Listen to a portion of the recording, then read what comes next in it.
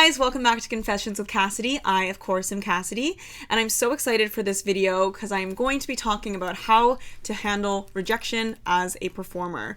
Rejection is basically 95% of what you're going to get as a performer, and it is so important to be prepared for it, especially when you're just getting out of school and you start auditioning. So I really hope some of these points can help and you can find some comfort while maneuvering the audition world as a performer. Before we dive in, make sure to like and subscribe, hit that bell if you're feeling extra lovely, and let's jump in. A bit about me: I went to school at the American Musical and Dramatic Academy in New York City.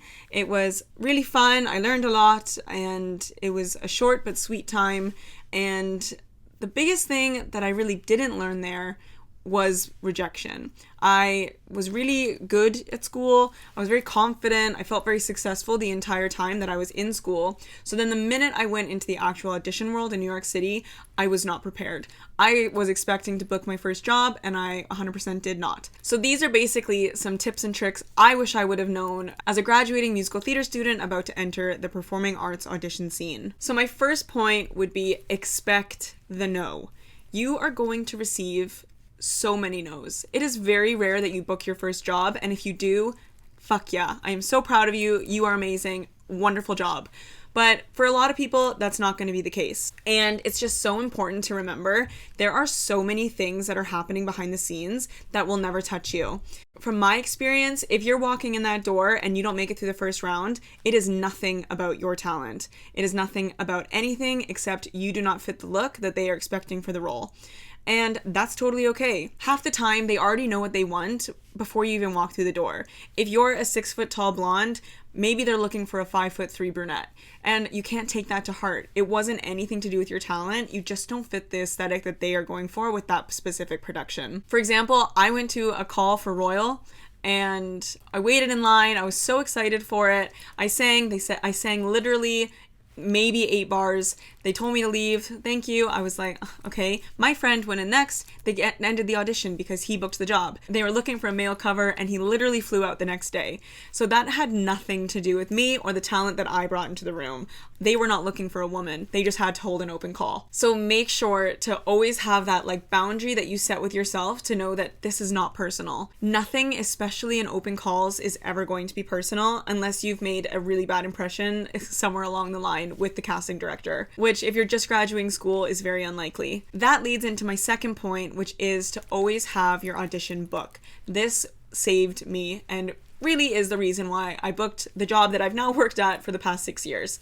So I've worked successfully completely for 6 years, traveled the world, had an amazing time performing every single night, and feel really fulfilled from the career path that I took after graduation. But the minute I started auditioning, I had this book where I would write down what the audition was, what role I was going out for, if it was an open call or if it was closed, what I wore, what song I sung, everything.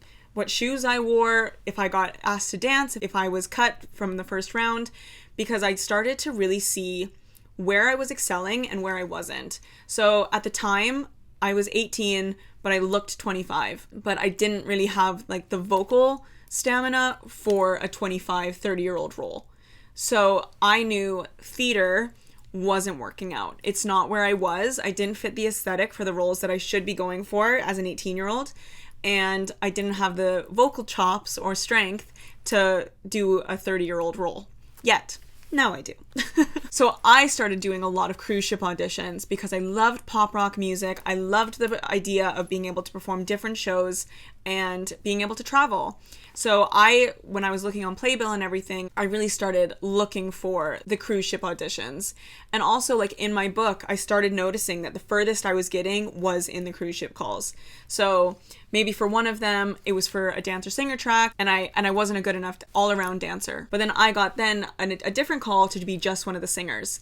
So I really started seeing more opportunities opening up in the entire kind of cruise ship world, which led me to now where I work, which is AIDA, which I love. And that entire kind of audition fell into my lap almost. I thought I was going to a call for Aida the musical. My friend called me at 6 a.m. on my day off begging me to go with her. I went. The next day, they said they really liked me, got through the dance call. I got my contract the next month, and I was in Germany August 16th, 2015. I booked my first professional job 4 months after graduating college, and I've worked here ever since because it was a fit that really, really, really worked. And I'm so grateful that I had that opportunity come to me and that I had followed that trail to get me into that room. My third point would be to be completely honest with yourself. This entire industry is so cutthroat, and I can see it's changing a lot, especially from 2015, and people are more open and there's more opportunity, but it's still the performing arts world, and it's always going to be a challenge to get in the door and get that proper audition that's going to send you to the stars. However, honesty will get you there.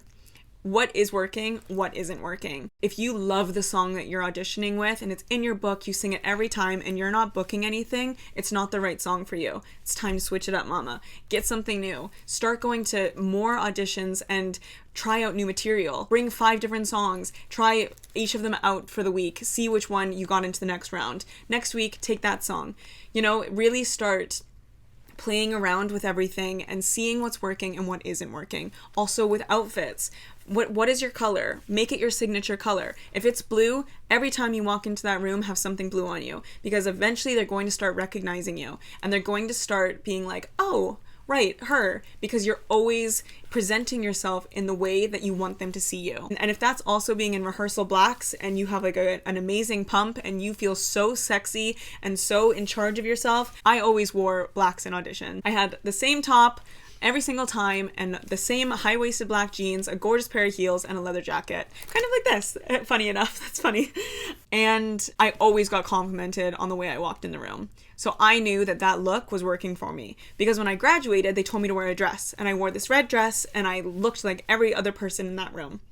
And that wasn't working for me, because I wanted to stand out, because I knew that everybody in that room was going to be talented. If they were in New York City, going to auditions every day, they're going to have a level of talent. So what was going to make me stand out? And that was my appearance. That was my big blonde hair. That was me walking in with a red lip and feeling super sexy, even if I was singing an ingenue role. I know that a lot of people say dress for the part that you're going for.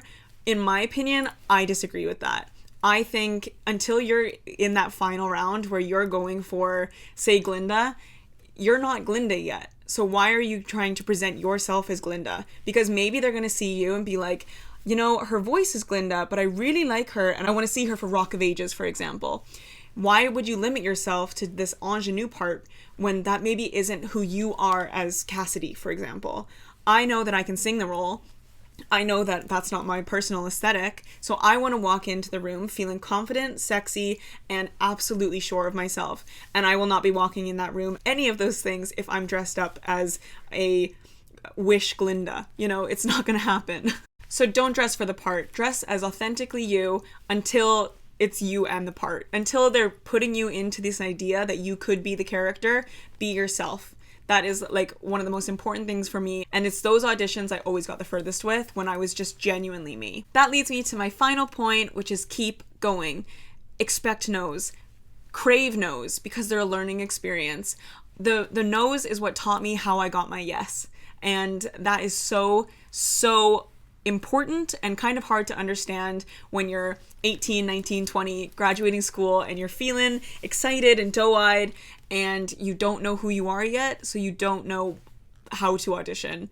You can train all you want in school and you can be as prepared as possible, but the actual experience of stepping into that room with 4 people behind a panel and somebody playing the piano too slow for your 16-bar cut is something you can only truly experience the first audition. I can't wait to see what will happen to your experience in this performing arts world, and keep going. Don't let anybody tell you you're not good enough. Don't let anybody talk shit to you, and be strong. Be in charge of your own talent and know that you are worth the yes. Because you are. Everybody deserves their yes. You will get your yes. So be happy for the no's. Because I'm sorry. My yes tasted so much sweeter after working hard to get that yes, you know? So keep going, keep working hard. You deserve to be in this industry. You deserve to be a performer, and I can't wait to see you succeed. I hope you enjoyed this video. Make sure to like and subscribe. Keep auditioning, keep your head up, and I will see you next week. Mwah!